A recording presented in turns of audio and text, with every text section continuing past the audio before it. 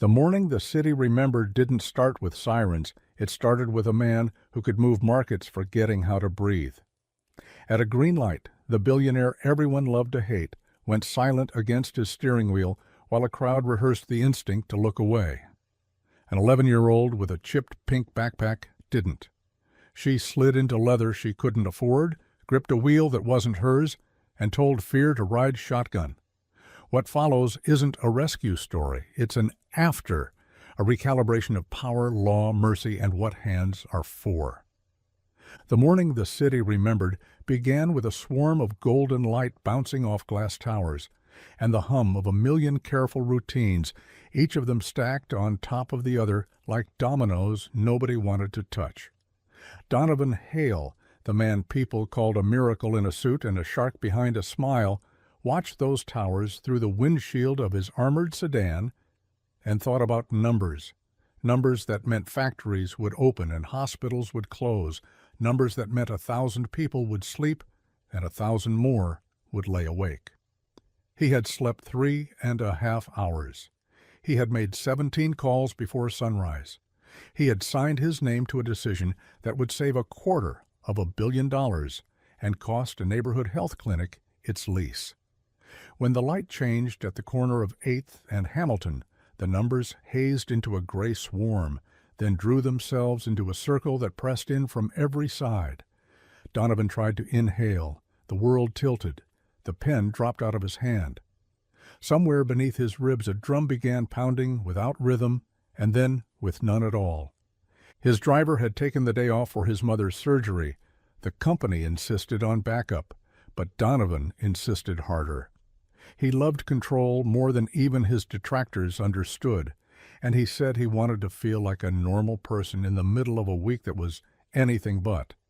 So he told his assistant he would drive himself, only to the office, only this once. It would be simple. It would be quiet. No speeches, no cameras, no one asking for anything except the numbers. He'd be fine. He wasn't fine. At the next red light he blinked, and black crept in from the edges of his vision like ink poured into water. The ink rolled across everything, across the steering wheel, across the bright little world outside, where joggers lifted their knees and moved forward without thinking about it. Across his finely cut suit, across the last thing he registered, his pulse barking like a frantic dog in a house that had caught fire. He slumped forward into the silence of his car, horn resting on the smooth heel of the steering wheel, but mercifully not sounding, as if the machine understood something about dignity and decline. He was a man famous for never missing a step. In that soft-hinged second, he missed all of them. A girl on the corner stood with a paper bag in her hand and a chipped pink backpack slung over one shoulder. She was 11. Her name was Marigold, but few people called her that. Most said Mari like it was a quick breath. She had just left the morning shift she did for cash at the bakery, where the ovens made the whole street smell like home, even for people who didn't have one. She had wiped down tables and counted croissants and watched the way grown-ups paid for sweetness with small dollars and small smiles. On good mornings, she could carry that smell with her like an invisible scarf. On bad ones, like this one, she couldn't. Her mom had come home at 3 from the hospital, not as a patient, as a machine that walked and cleaned and lifted.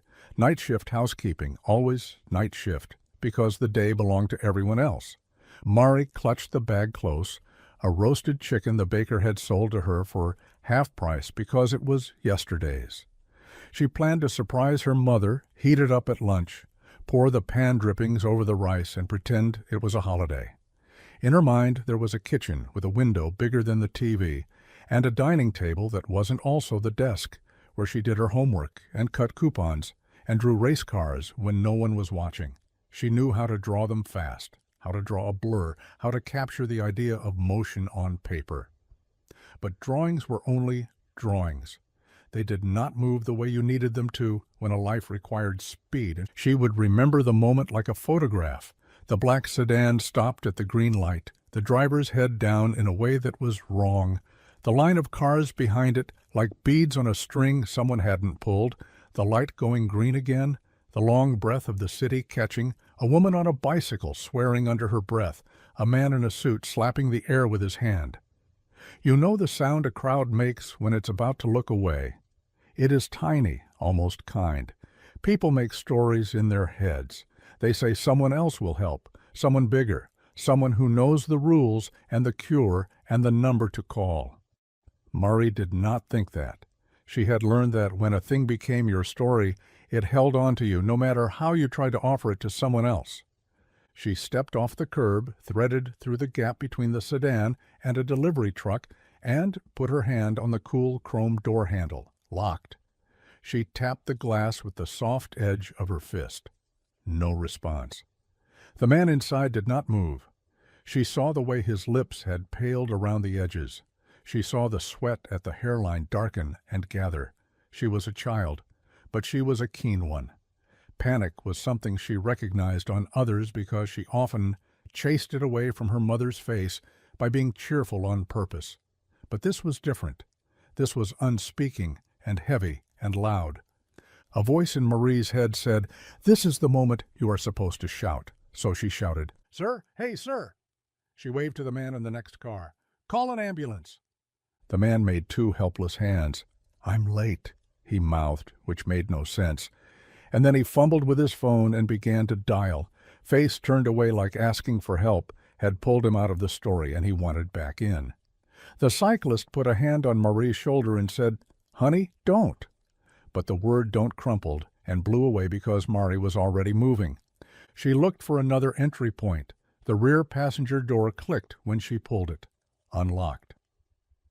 She slid inside, a sliver between leather and logic, and the scent of expensive cologne and new car, and a ghost of something metallic filled her nose. Donovan Hale did not stir. "Sir?" she said again, softer now that the car had taken her in like a breath. She reached forward and squeezed his shoulder. He was heavy as a thought no one wanted to hold. The car idled, neutral, foot off the brake. She could feel the potential of it, a big animal waiting to be told what to do. Her heart pounded like she was on one of the go-karts at the county fair, which she had loved so much that she had worked 2 Saturdays handing out helmets to get the extra ticket. She had stood beside the track and watched the teenagers slingshot through the turns, memorizing the choreography of acceleration and release, like a dance with invisible partners. The man in the car spoke without opening his eyes. The words were wrong, thick, as if they had been folded into dough and left to rise under a dish towel. "Hospital," he murmured. "Closest help." There are moments when the world splits and the person you were and the person you will be look at each other from opposite sides of a bright line. Mari looked at the line and stepped over it. She squeezed through the space between the front seats and slid into the driver's seat as if she belonged there.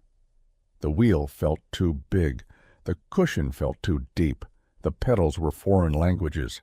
She scooted forward until her knees touched the dash.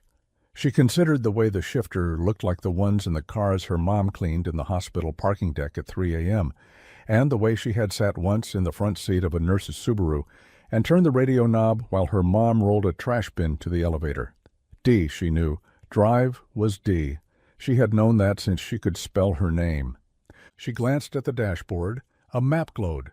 The car's navigation system was a bright little rectangle of possibility, already awake, as if the vehicle itself had been paying attention. She tapped the voice icon and said, "Directions to the nearest hospital." A clean voice replied, "The nearest hospital is City General Medical Center. Would you like directions?" "Yes," she said before she could get scared of the miraculous obedience of machines. She kept her foot on the brake and pulled the gear into D. Adrenaline translates fear. It translated Marie's. Outside, horns were swelling. A man pounded the roof once and then stepped back like he had accidentally touched a sacred thing. The cyclist went pale. When Marie released the brake, the car rolled forward slow as a stoat, then a little faster. She kept both hands on the wheel at 10 and 2 because she had seen it in the driver's education poster that hung crooked at the community center. She breathed. Her eyes soaked up everything, the white lines, the puddle of sun, the grate on the storm drain that could grab at a tire, the blind eyes of the crosswalk person who always stayed white too long. She kept the car as straight as a promise. She checked the mirror just once. Donovan's head lulled. A quick blink of terror lit her face, and then she put it out. All around her, the city rearranged itself into distance and timing and angles she could solve. She was small, and the car was large, and the road was bigger still. But fear must live somewhere, and she decided not to let it live in her hands. She fed it into the engine. She made it into forward. The first obstacle was a bus pulling out into her lane like a slow-moving continent. She turned the wheel, soft and right, then took the opening, the car slipping past the bus like water through a hand. The second obstacle was a pothole big enough to swallow a hubcap. She saw it and tucked the tire around it with a flick that would later make a paramedic whistle and shake his head. The third obstacle was every voice in her head that said, "You are a child. You are breaking rules you don't even know you know. You are doing something adults go to jail for." She softened those voices the way she softened knots in shoelaces. Pull gently but steadily until they give. "Sir, are you okay?" she asked, because the car was moving now, and the moving gave her permission to talk. "Stay awake if you can." He made a sound that was the shape of the word okay without the bones. The navigation voice told her to turn in 0.6 miles. She flicked on the blinker with the care of someone turning on a reading lamp at midnight while someone else slept. Her shoulders settled down a half-inch. The city parted. When the first police cruiser slid in behind her with lights churning and siren coughing, she told herself it was for her, not in the mean way, not "you're in trouble," but in the old way, the way a village would follow the runner carrying news, not to tackle him, but to escort him through. The officer did not know what he had seen, not at first. He had seen a luxury sedan in the hands of a child, and it had pulled a single bright cable through his morning, a string tied to his training, and his fear of headlines and his memory of his own kid laughing at the steering wheel in the driveway. He hit the siren and made the world make space. "Pull over!" he shouted through the loudspeaker, and the wind took his words in the wrong direction. A cyclist shouted back something obscene. A woman on the sidewalk lifted her phone, not as a phone, but as a wand that conjured evidence. Mari kept going. She did not run. She coursed. She held a nerve a surgeon would envy. She put her blinker on for the turn the navigation sweetly begged for, and the cruiser followed. At the next light, an ambulance broke through the scrim of the city and took up position behind the cruiser, and now the string attached to the morning ran through a second heart and a third. The officer saw the white of the child's knuckles. He saw, in a flicker, the gray pallor of the man on the passenger side. He said a sentence he had never said before. In a career of sentences he had memorized, "She's not joyriding, she's saving his life."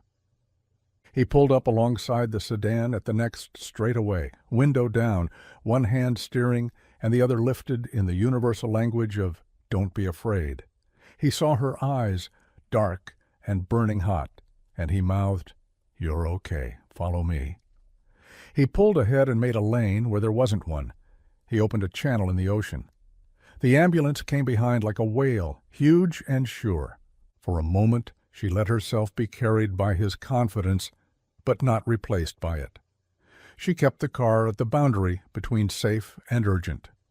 She was smart enough to know when you go too fast you break the world. She was smarter than anyone had ever asked her to be. She took the next turn so precisely. The navigation system had to change its mind and be pleased about it. Donovan tried to say a name and got stuck in the first syllable. He felt like a man who had been dropped into an unfamiliar river. He did not know which way to swim. Of all the ways failure had stalked him in his nightmares, none had included the sight of a small girl's hands steady on his steering wheel. It was so impossible it was true.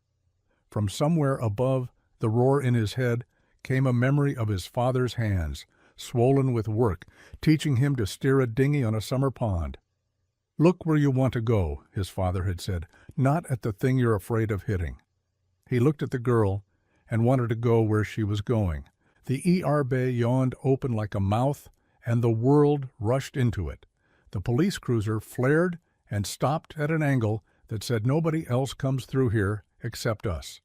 The ambulance fishtailed, corrected, and was there in a 4-point park. Mari lined the car up with a cargo of wonder and cut the engine with a bravery that outlasted the need for it. Her hands left the wheel and fell into her lap like small birds too tired to fly. She had done something infinite, and now it was finite. The silence that followed the engine's death felt as complicated as an answer to a question nobody had asked yet. The doors opened to hands and voices and those perfect rolling carts that looked like they always know exactly where to go. The paramedic with the braided hair drew her from the driver's seat and planted her on the curb and said, "Stay," in a tone that was equal parts prayer and promise.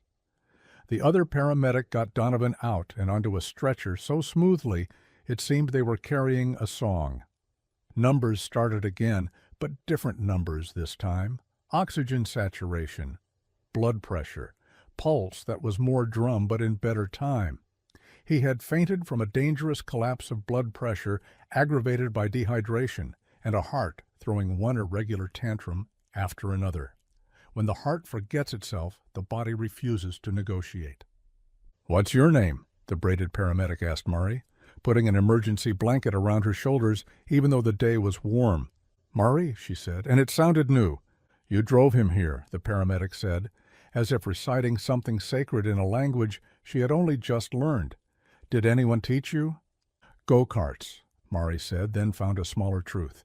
"And drawing. I draw cars sometimes. I think about how they move." "You looked straight," the paramedic said. "You didn't stare at trouble." "Did I get in trouble?" Mari asked, sudden and small. The paramedic looked at the police officer who had stepped close. He removed his hat, which was how you knew he was about to use his first name. "I'm Luis," he said. "You didn't get in trouble. You got in brave." "I'm not supposed to drive," Mari said, "because even heroes like things to be named true." "You're not," he agreed. "But sometimes rules are the rails the train runs on, and sometimes the rails are broken and the train needs to get people home anyway." He would put that in his report later. He would choose his words with care and with memory of his own daughter's small bicycle and the way he had run beside her with one hand on the seat. He would describe the necessity the way a poet does when they understand they are also a public servant. The chief would read it and rub his eyes. The headline writers would lick their pens. In the hospital, the doctors did the thing doctors do, a serious choreography of interventions designed to convince organs to cooperate. Donovan was a name even they knew. They did not say it out loud as anything but a patient identifier, because a body is just a body in a gown. But a quiver passed through the cluster a person gets when they are famous in a city like this. A cardiologist threaded a wire into a rebellious artery and whispered to it with medicine. Another doctor pushed fluids. Nurses moved like the precise wind that knows how to be everywhere at once. He returned to the world as if it had been waiting for him to notice it was kind. He blinked into the white of the ceiling and then into the nurse's face. "Where is—" he began, and the nurse, who had 4 sons and a father with a laugh like a barking seal, said, "The girl who drove you? She's right outside, sweetheart. She never left." He did not realize until then that his eyes were wet. When they wheeled him into a recovery room, the city outside was bigger than it had been that morning. Hospitals do that. They make everything larger by reminding you how very small a heart can be and how much it still manages. He watched a square of sky through the window and felt the click of mortality like a seatbelt he hadn't known he needed. 2 police officers stood guard outside, the kind of thing they did when anyone might want to take a photo, and people began to gather outside the ER bay like weather. He asked to see her. They brought Marie in with a shy walk that nobody had taught her. The blanket still sat on her shoulders like a medal. She clutched her backpack with both hands. the paper bag with the chicken tucked under her arm like it was the last warm thing in the world and she had to save it from cooling. She stood arrested at the foot of the bed and then, because that felt wrong, came to the side. "Hi," she said. "Hi," he said, and then, because he realized he had begun almost every negotiation in his life that way, smiled at himself and said something truer. "You saved my life." Mari felt a bubble of protest rise in her chest because compliments had a way of making her want to apologize, but she popped it with purpose. "People helped," she said. "The police, the ambulance. The car did the voices. I held the wheel."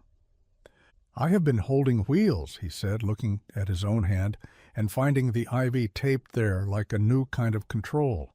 "All my life. I thought I was good at it. I might have to learn from you." She blinked. "You're famous." "I'm loud," he corrected gently.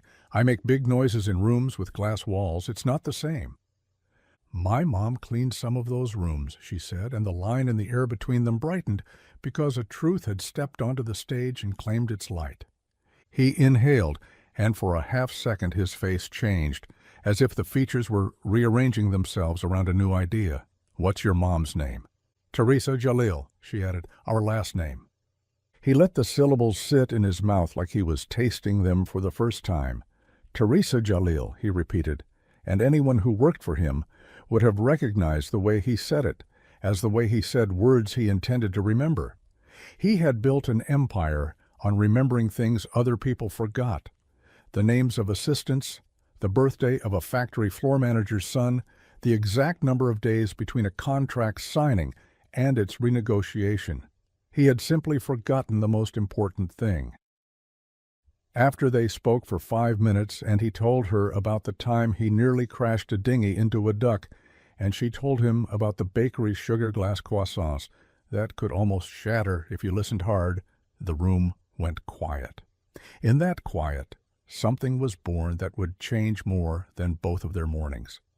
The news rolled into the world like thunder on a bright day.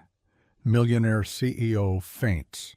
Little girl takes wheel, saves life. Pictures of the black sedan, the police cruiser, the open bay door, the girl's blanket like a cape. These things traveled at the speed of curiosity and found everybody. The comment sections wrestled with themselves and then conceded. Sometimes there wasn't a second side. Talk show hosts chewed the story like caramel. The bakery put a chalkboard out in front with a doodle of a sedan and the words, "Be brave, be kind, signal your turns." Lawyers hovered like dragonflies. It was reckless, someone said into a camera anonymously, and the crowd turned on him like a tide. It was necessary, the police chief said, not anonymously, and the tide lifted him high and then set him down where he had planned to stand all along. There are battles you plan to fight and battles that choose you because your hands know where they belong. Teresa returned to the hospital with her hair still damp from a fast shower and her uniform in a neat bundle under her arm because she couldn't bear to bring the smell of it into her daughter's orbit. She was a woman who had learned to make herself small in rooms full of clangs and bleach.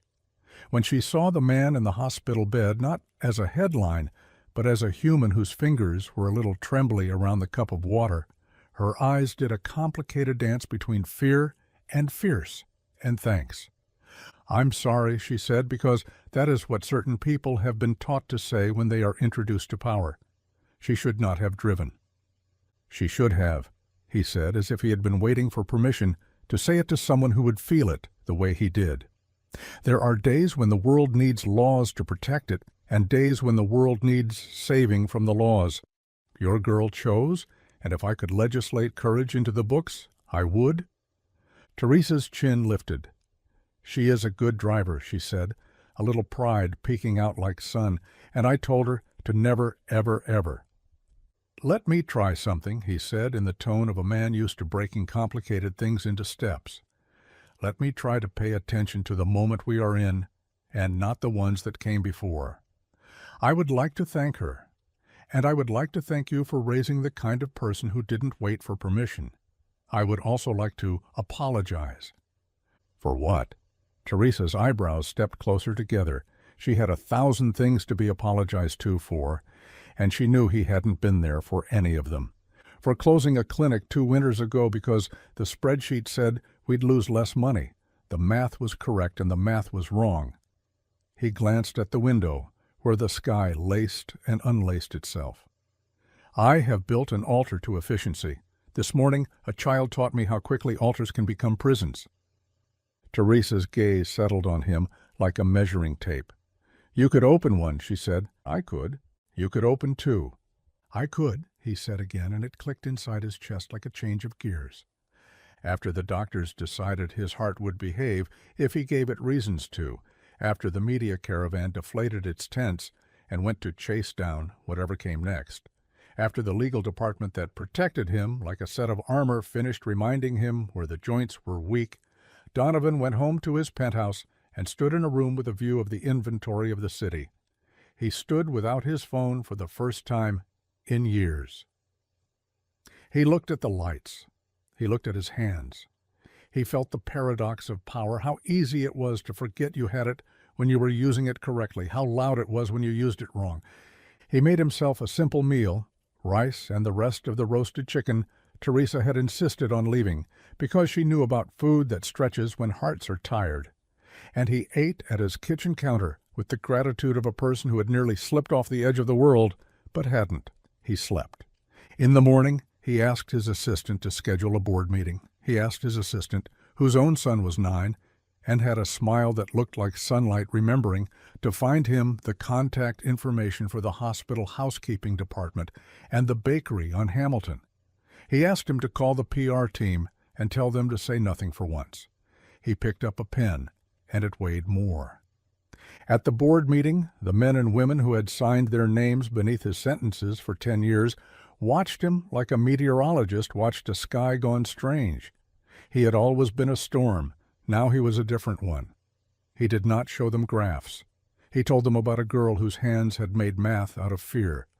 He told them about a clinic he had closed because a prognosis on paper is cheap, while a prognosis in a family is Armageddon. He told them they'd be opening 2 clinics and funding a scholarship for healthcare workers whose shifts had a way of landing on the darkest hours. And if anyone had a problem with that, he suggested they look for the version of themselves who still believed the story about profit being the only plot, and ask whether that person had ever slept well. They voted yes with the speed of self-preservation, and then later with the speed of belief. He called Teresa and asked to come by her apartment, which was not how billionaires operated with women like Teresa. He went anyway. He took off his shoes at the door. He sat at the table that was also a desk. He looked at the homework pages where numbers had been solved with neat pencil and the doodles of cars at the edges that made movement out of stillness. He told Teresa he would like to fund Marie's education forever, whether she chose cars or medicine or drawing everything between. He asked permission to enroll her in a community driving program that taught emergency response to teenagers who wanted to become EMTs someday, with a special waiver for a child who had already earned it. He set up a meeting with a woman who ran a program that had gotten kids into Formula SAE competitions, and then seen them graduate into engineering roles that built the very safety systems that made a day like yesterday bearable. "Will people be mad?" Mari asked that night on the couch, their television balancing on a stack of garage sale books in a way that said they trusted gravity more than most, that I drove, that I got things. "Some will," Teresa said, weaving her daughter's hair into 3 quick braids. "Some people dislike what they didn't think to do first. Some people measure their safety by the smallness of other people's courage." "Do you?" Mari asked, without meanness. "I measure my safety by the length of your breath," Teresa said, "and tonight it is long." They went to the bakery the next morning because the baker had also become part of the story and insisted. He wanted to name a pastry after her, but Mari refused the name and requested something else. "Name it after people who look and keep looking," she said. He wrote Looker's croissants in chalk and grinned like a magician who'd pulled a dove out of his own astonishment. He told her she could have a part-time job without the part where she had to clock in before dawn. He slipped an envelope to Teresa that contained what he could afford, which wasn't much compared to a billionaire's idea of generosity, but felt bigger because it was currently in his pocket. The city did what cities do. It told the story until the next story came. But some people held onto it the way you hold on to the first sentence of a book you loved, a string of words you take out in the dark when you need to remember what kind of story you are inside. The police officer went home and told his daughter that sometimes the lane you open for someone else is the one you end up taking yourself. The paramedic with the braid cut an apple in half at lunch and told the rookie that nerves are just blues you hum under the melody. The cardiologist went to bed early for the first time in a decade. The legal department learned a new word for precedent that didn't make them break out in hives. Months passed like birds making patterns in the air. Mari grew taller in the way some children do suddenly, overnight the pants too short, and the laugh a shade deeper.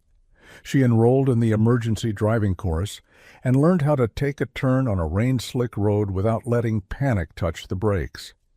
She sat with EMTs who told stories about the way seconds stretch and how the hardest part is sometimes the first decision, and she saw the pride in their faces, as if someone had polished it. She joined a club at school that built tiny cars out of old toys and small engines, and she soldered her first joint, and it glittered like the hope in her chest. She still drew cars at the margins of homework, but the drawings bore labels now: torque, coefficient of friction, center of mass. She tasted words like a chef tastes a sauce, asking if they needed more salt. Donovan did not become a saint. People don't. But he did something rarer. He changed a habit of thought. He replaced a reflex with a second breath. He put a treadmill in his office and walked during calls. He carried a water bottle as if it were a talisman against old stupidity. He allowed his assistant to replace the calendar tile that screamed, "Maximize shareholder value," with one that whispered, "Maximize consequence." He opened 2 clinics in 2 neighborhoods that had learned to live with ache. He named them for his father and for the nurse who had looked him in the eye and called him sweetheart. He asked Teresa if it would be okay to name the scholarship after her mother, and Teresa cried in a way that felt like someone had wrung out a rag that had carried too much weight for too long. The Night City General unveiled a new pediatric wing funded by a gift that had insisted on anonymity and then failed to trick anyone. The sky was a warm velvet. Donovan stood in the back of the room and watched the way kids ran their hands along the new railings like they were greeting a friend. He was not wearing a tie. He was not making a speech. He would still make speeches, but not tonight. Tonight, he watched Marie show a younger kid the model of a human heart the hospital had hung from the ceiling. She pointed out the valves with a teacher's patience. She did not talk about the day in the car. The story had happened, of course, but it was not the only one she wanted with her in rooms like this. Someone tapped his elbow. It was Luis, the officer, who had also become a person in his story in a permanent way. "You okay, boss?" Luis asked. "I am," he said, and he checked and realized he was telling the truth. "You?" Luis smiled. "I saw a boy today on a scooter cut through traffic like a whisper. I wanted to yell at him. I didn't." "What did you do?" "I said, 'Hey, kid, look where you want to go.'" He looked at me. "Funny." I said it again. He got it. Donovan watched as Teresa joined her daughter, one arm draped around the girl's shoulder, both of them lit in the surgical clean of the new wing. He thought about the morning when a child had taken the wheel, and it had felt like an indictment of every adult in 100 blocks. He realized it had been something more generous. It had been an invitation. Those are different things, and the difference is bigger than money. Journalists would ask him later, on stages where the chairs were too modern and the bottle of water always had the label turned to the audience, whether he had been afraid that day. He would say yes. He would say that fear had come in 2 flavors, the kind for his life and the kind for his dignity. He would say the first is easier to survive when someone else refuses to let you die, and the second is a garden you can pull weeds from if you stop pretending weeds are flowers. He would say a child taught him to call things by their right names. He would say her name on the stage the way you say a spell. One evening late, when the new schedules of his life had grown into something he could trust, he found the dinghy his father had kept in a dusty storage unit. He restored it because he could, and because the act of sanding wood is a form of prayer. He varnished the oarlocks and remembered the way the boat used to slip over the skin of the lake like it had been greased with sunlight. He invited Marie and Teresa to the water. They went on a Saturday because Saturdays still feel like a promise, even when the world has you on email 24/7. He put the little boat into the water and gave Marie the tiller. "See that island?" he asked, pointing to a small smudge of trees halfway between near and far. "Look there," he said. "Don't stare at the rocks." She looked. The boat obeyed. Teresa laughed a laugh he hadn't heard yet, a laugh that sounded like the first day off after a long old year. Geese got out of their way with a dignity that comes from being perpetually over it. Marie's hands did a dance at the tiller that was neither caution nor risk, but a letter to both. They slipped into a cove where the shadows made the air cool and the world small and tender. "Do you miss being in charge of everything?" Marie asked, because she was the kind of person who knows answers when they have been invited to the table. "I'm still in charge," he said, generous with a smile, "but I'm less confused about what everything is." "What is it?" she asked. "It's not a balance sheet," he said. "It's a bridge. Some parts carry more weight than others, but it's all the same structure." She let that line sit in the air like a kite catching wind. "I want to drive a car that builds bridges," she said. And it could have been nonsense, but it wasn't. He could picture it the way a person pictures a house they know they will someday live in. He imagined a future where she designed safety systems that stole the drama from bad days, where she taught teenagers how to turn their twitch into grace, where she made drawing and math shake hands. He imagined a future where his company was not known for timid generosity, but for the audacity of building better commons. He taught her how to read the wind on the water's skin. She taught him how to notice quiet without trying to fill it. They became figures in each other's stories, not as debts to be repaid, but as chords you always hear, even when a song goes somewhere new. On the anniversary of the morning the city remembered, the bakery offered free Lookers croissants until they ran out, because that is what communities do when they want to make reverence something you can hold. The police department posted a clip of Luis talking about how laws and mercy are cousins, and they got more likes than any post that year. The hospital's pediatric wing made a small video of the kids playing with the model heart and put a little caption at the end, "Look where you want to go." Donovan returned to the corner of 8th and Hamilton at sunrise with 2 coffees and left one on the curb like a thank you to whatever luck had decided to put a child on that corner with a paper bag and a fierce heart. People tell the story wrong, sometimes on purpose, because it makes a better soundbite. The billionaire saved by the poor kid saved by the billionaire. But that's not the right version. The right version is the city saved by the part of itself that refuses to wait. The right version is a girl reminding a man that numbers mean nothing if they don't get someone safely across. The right version is hands on a wheel, not to control, but to steer everyone home. When Mari finally got her official learner's permit at 15, she didn't calm down like some parents hope their daughters will after they get a thing they've been asking for. She burned brighter, which is what happens when the world recognizes who you are and gives you the next matching shape. Teresa taught herself to rest, which is not as easy as it sounds. She learned to put her phone face down and not feel like she was betraying survival. Donovan stepped back from 2 projects nobody else could have dared to step back from and let someone younger say the sentences he had learned to love saying.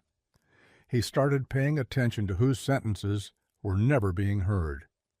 Years later, at a ceremony where an auditorium full of teenagers in wrinkled gowns tossed caps into air that smelled like old varnish and future rain, a young woman stood at the podium and spoke.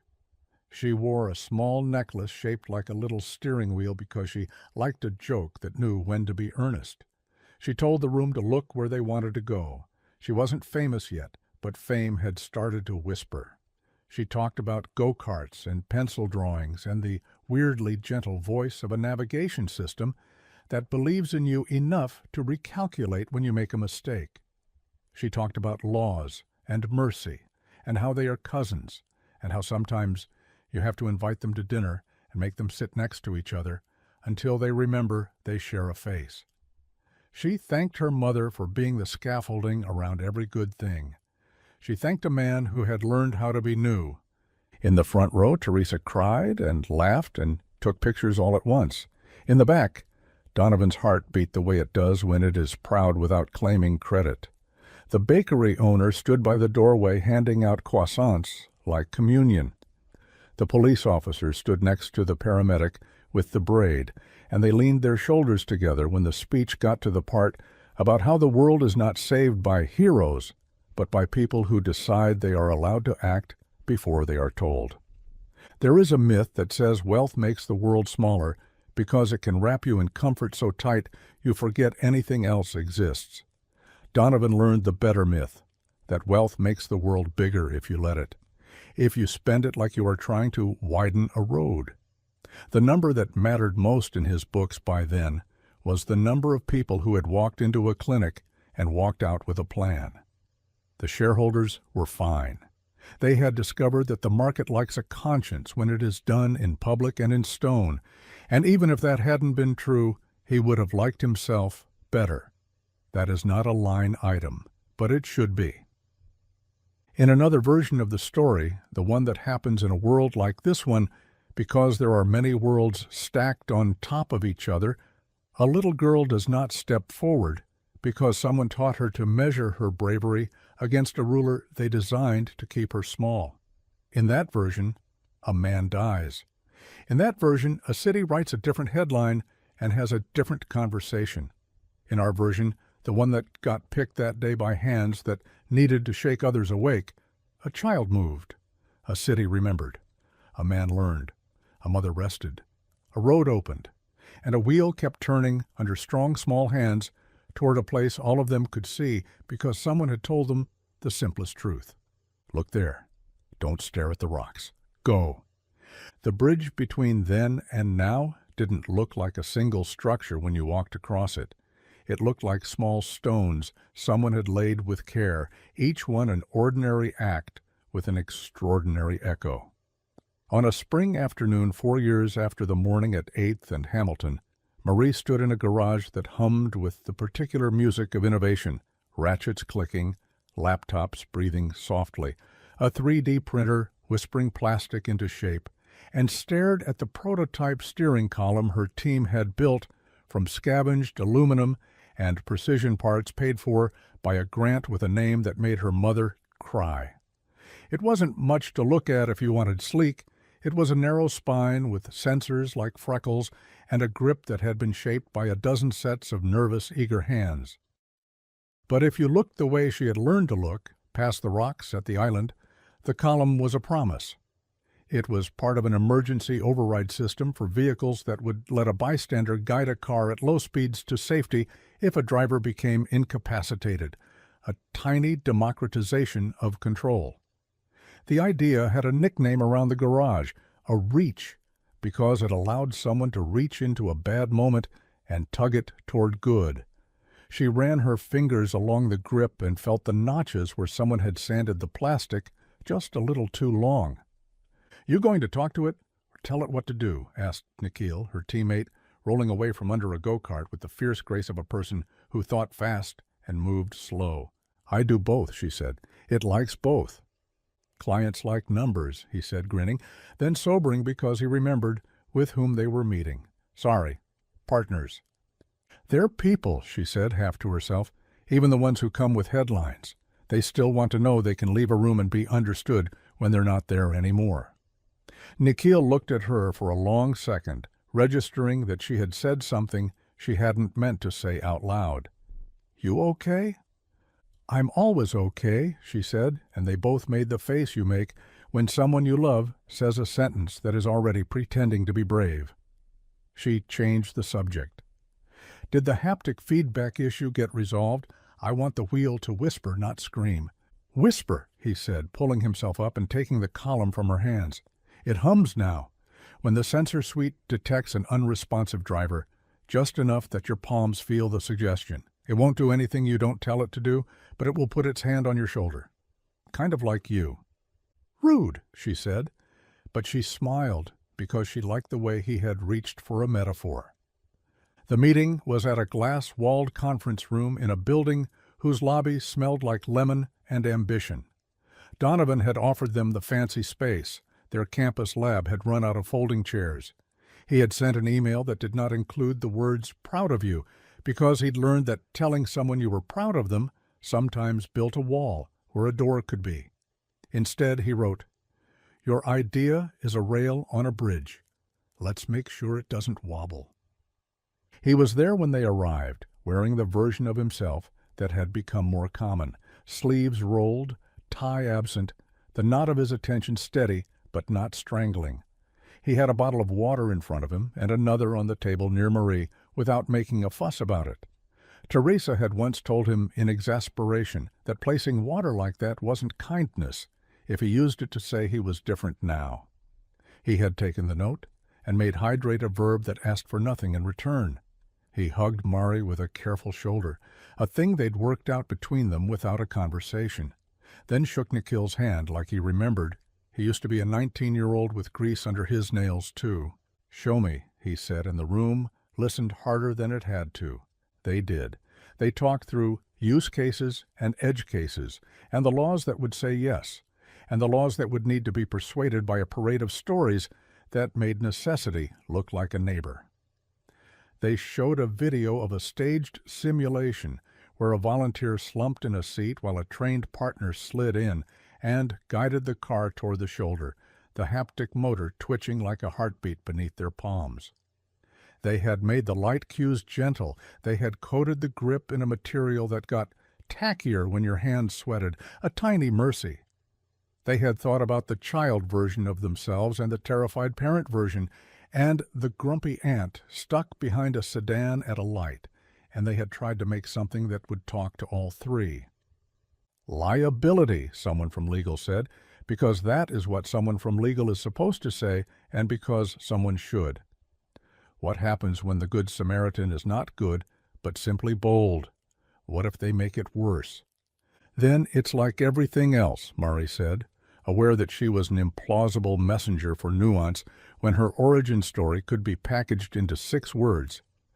We don't ban kitchens because knives can cut. We teach, we design, we measure, we correct. She looked at the lawyer the way she had once looked at a police officer in a mirror. We make rails. He sat back and tilted his head as if a new frequency had turned on in the room and he wanted to hear it. Donovan watched, not so much as a boss, but as a person who had learned the pleasure of being present for other people's competence.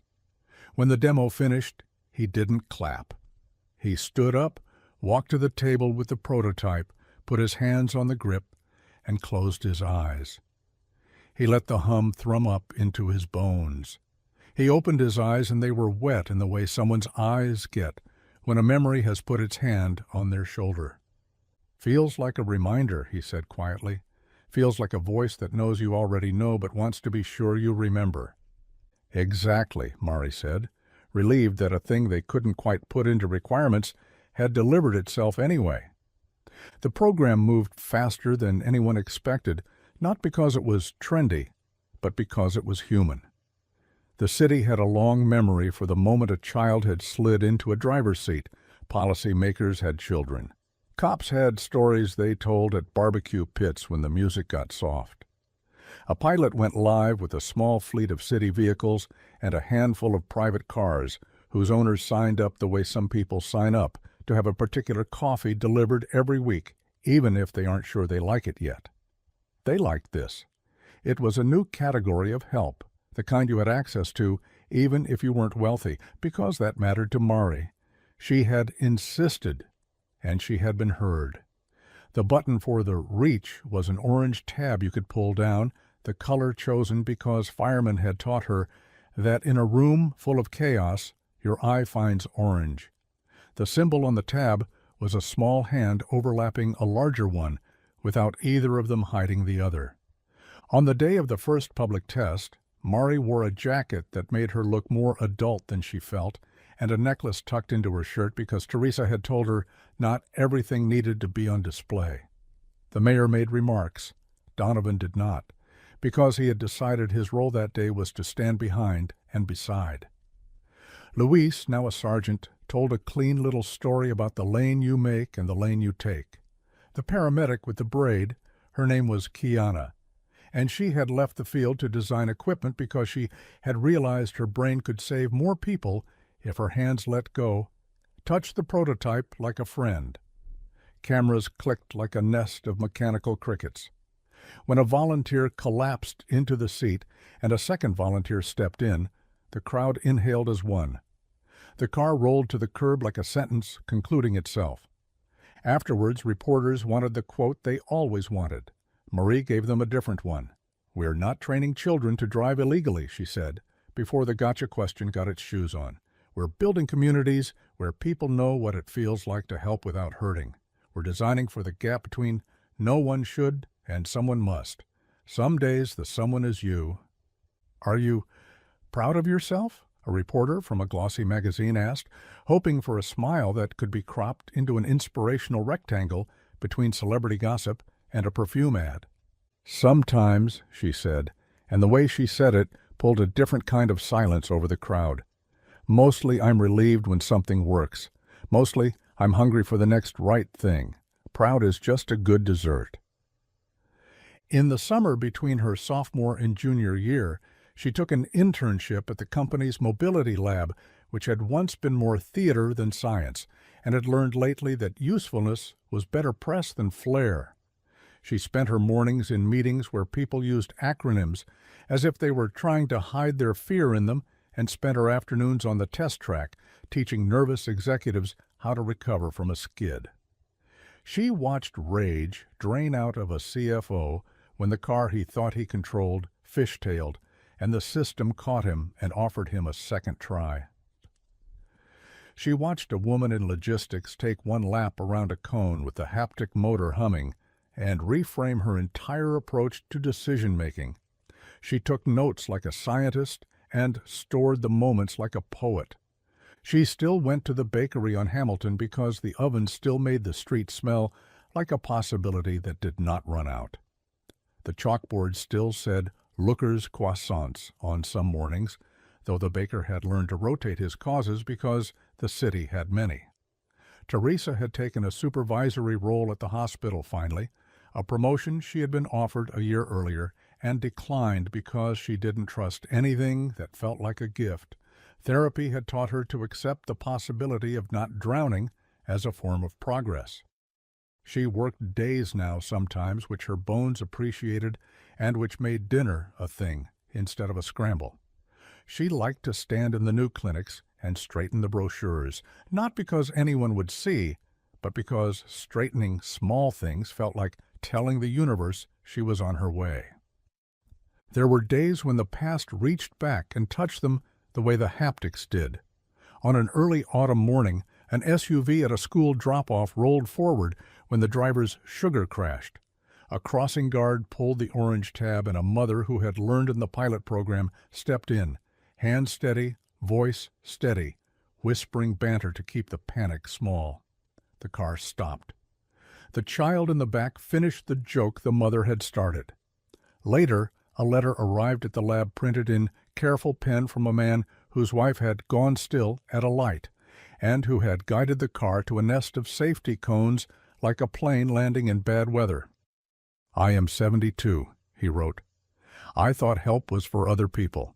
Thank you for explaining to me that other people includes me." The system wasn't perfect.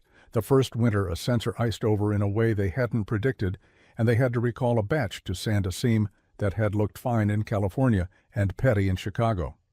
Mari ate that mistake for breakfast and washed it down with humility. She wrote a note to the teams who did the recalls that said the only way to avoid this is to do nothing, and that seems like bad math. She printed it and pinned it to a corkboard where people had been hanging their minor humiliations like sacred relics. It got coffee on it the first day. Coffee is what sanctifies worth in labs. At night, when the city went quiet and the river worked on convincing itself it was the ocean, she still drew. The cars in her notebooks were less sleek than they had been and more interesting. Some had the soft curves of bumblebees, and some had blunt noses that looked like they'd refused to be bullied by physics. She drew the inside of cars, too, now, the way you draw a heart after you've held one. She drew hands, old hands, young hands, fat hands, hands that were missing fingers, every kind of hand she could think of, because she knew now that design, that only expected one kind of hand, was a selfish kind of failure. Donovan kept moving stones. He stepped down from something a year earlier than he had told himself he would, and didn't combust. He joined the board of a nonprofit that put driving simulators into schools not just for safety, but for literacy, because it turned out kids would read manual pages about torque if the sentence ended with the promise of motion. He learned to cook something complicated, and then, when he realized he was showing off, learned to cook something simple and to be satisfied by the way steam rises from a pot like a quiet cheer. He dated and didn't make the front page. He sent anonymous gifts to the families of EMTs who got their names in the paper because something awful had almost happened and hadn't.